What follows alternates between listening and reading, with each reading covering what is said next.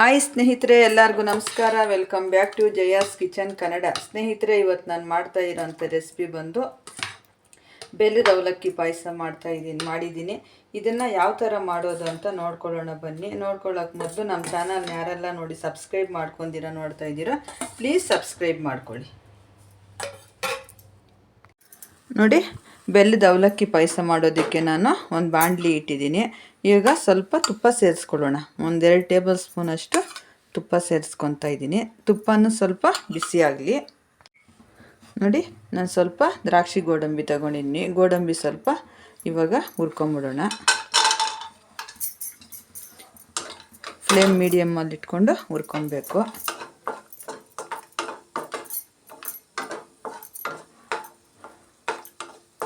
ಈ ಥರ ಚೆನ್ನಾಗಿ ಕೆಂಪಗಾಗೋ ತನಕ ನಾವು ಹುರ್ಕೊಬೇಕು. ಈಗ ದ್ರಾಕ್ಷಿ ಸೇರಿಸ್ಕೊಳ್ಳೋಣ. ದ್ರಾಕ್ಷಿನೂ ಚೆನ್ನಾಗಿ ಈ ಥರ ಫ್ರೈ ಮಾಡ್ಕೊಬೇಕು ಚೆನ್ನಾಗಿ.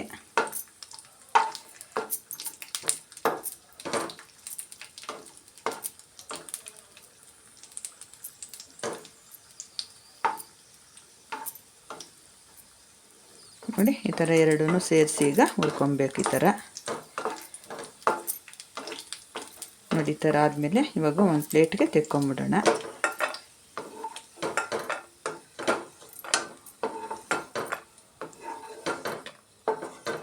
ಈ ಥರ ಒಂದು ಪ್ಲೇಟ್ ತೆಗೆದಿಟ್ಟು ಈಗ ಇದಕ್ಕೇನೆ ಒಂದು ಬೌಲ್ ಆಗುವಷ್ಟು ನಾನು ಅವಲಕ್ಕಿ ಸೇರಿಸ್ತಾ ಇದ್ದೀನಿ. ನೋಡಿ, ಈ ಬೌಲಲ್ಲಿ ಒಂದು ಬೌಲ್ ಅವಲಕ್ಕಿ. ಮೀಡಿಯಮ್ ಫ್ಲೇಮ್ ಇಟ್ಕೊಂಡು ಚೆನ್ನಾಗಿ ಹುರ್ಕೊಬೇಕು. ಅವಲಕ್ಕಿನ ಹಸಿ ಸ್ಮೆಲ್ ಹೋಗೋ ತನಕ ಹುರ್ಕೊಬೇಕು. ಈ ಥರ ತುಪ್ಪದಲ್ಲಿ ಹುರ್ಕೊಂಡು ಮಾಡೋದ್ರಿಂದ ಬೆಲ್ಲದ ಅವಲಕ್ಕಿ ಪಾಯಸ ತುಂಬ ಚೆನ್ನಾಗಿರುತ್ತೆ.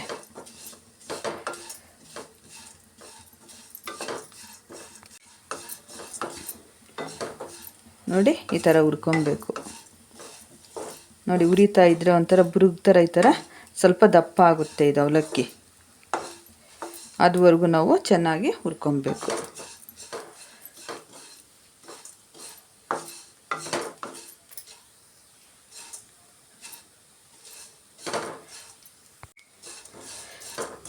ನೋಡಿ, ಇಷ್ಟು ಹುರ್ಕೊಂಡ್ರೆ ಆಯಿತು.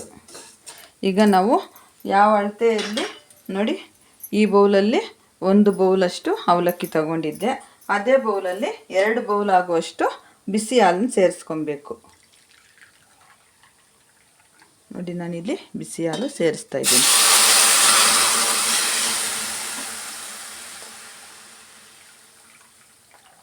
ನೋಡಿ, ಸೇರಿಸಿ ಚೆನ್ನಾಗಿ ಬೇಯಿಸ್ಕೊಬೇಕು. ಹಾಲಲ್ಲಿ ಚೆನ್ನಾಗಿ ಈ ಥರ ಮೀಡಿಯಮ್ ಫ್ಲೇಮ್ ಇಟ್ಟು ಬೇಯಿಸ್ಕೊಬೇಕು.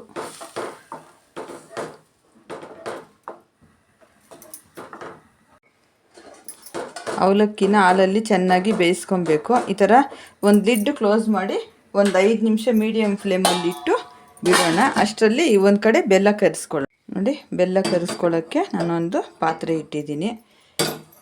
ಈಗ ನೋಡಿ, 1.5 ಬೌಲಷ್ಟು ಬೆಲ್ಲ ಸೇರಿಸ್ಕೊತಾ ಇದ್ದೀನಿ. ಈಗ ಸ್ವಲ್ಪ ನೀರು ಸೇರಿಸ್ಕೊಳ್ಳೋಣ. ಅದೇ ಬೌಲಲ್ಲಿ 1/4 ಬೌಲ್ ಆಗುವಷ್ಟು ನೀರು ಸೇರಿಸ್ತಾ ಇದ್ದೀನಿ. ಬೆಲ್ಲ ಚೆನ್ನಾಗಿ ಕರಗಿಸ್ಕೊಳ್ಳೋಣ.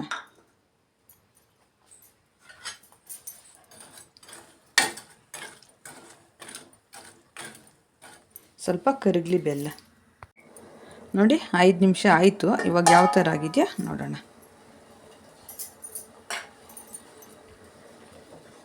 ಹಾಲಲ್ಲೇ ನಾವು ಅವಲಕ್ಕಿನ ಚೆನ್ನಾಗಿ ಬೇಯಿಸ್ಕೊಂಬಿಡಬೇಕು. ನೋಡಿ, ಈ ಥರ ಮಾಡೋದ್ರಿಂದ ರುಚಿ ತುಂಬ ಚೆನ್ನಾಗಿರುತ್ತೆ. ಇನ್ನೂ ಒಂದು ಸ್ವಲ್ಪ ಬೇಯಬೇಕು. ಇನ್ನೂ 1-2 ನಿಮಿಷ ಮುಚ್ಚಿ ಬಿಡೋಣ. ಬೆಲ್ಲ ಒಂದು ಕಡೆ ಕರಗ್ತಾ ಇದೆ. ನೋಡಿ, 2 ನಿಮಿಷ ಆಯಿತು. ಇವಾಗ ಯಾವ ಥರ ಆಗಿದೆಯಾ ನೋಡೋಣ. ನೋಡಿ, ಸೂಪರಾಗಿ ಬೆಂದೋಗಿದೆ. ಈ ಅವಲಕ್ಕಿನ ತೊಳೆಯೋಷ್ಟೇನೂ ಇಲ್ಲ, ಯಾಕಂದರೆ ನಾವು ತುಪ್ಪದಲ್ಲಿ ಹುರಿದಿರ್ತೀವಲ್ವ, ಅದರಿಂದ ತೊಳೆಯೋ ಅಷ್ಟು ಏನೂ ಇಲ್ಲ. ನೋಡಿ, ಈ ಥರ ಸ್ಮೂತಾಗಿ ಆಗಬೇಕು. ನುಣ್ಣಗೆ ಬೆಂದೋಗಿದೆ. ಈಗ ನಾವು ಈ ಕಡೆ ಬೆಲ್ಲನ ಕರಗಿಸ್ಕೊಂಡಿದ್ದೀವಿ, ಅದನ್ನು ಸೇರಿಸ್ಕೊಳ್ಳೋಣ. ಈ ಥರ ಹಾಲಲ್ಲೇ ಬೇಯಿಸ್ಕೊಂಬಿಡ್ಬೇಕು. ಈ ಥರ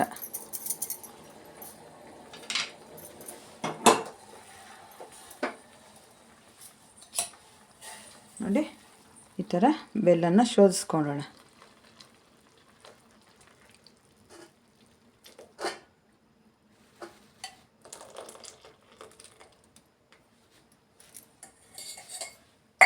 ಈಗ ಒಂದು ಸತಿ ಚೆನ್ನಾಗಿ ಈ ಥರ ಮಿಕ್ಸ್ ಮಾಡ್ಕೊಂಬಿಡೋಣ.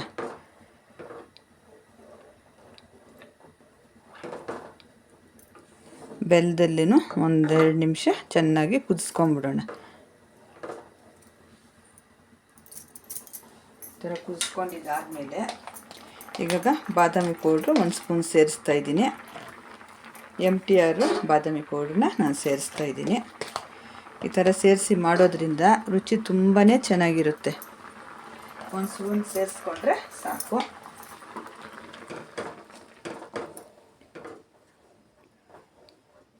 ನೋಡಿ ಈ ಥರ ಕಲಿಸ್ತಾ ಇರಬೇಕು.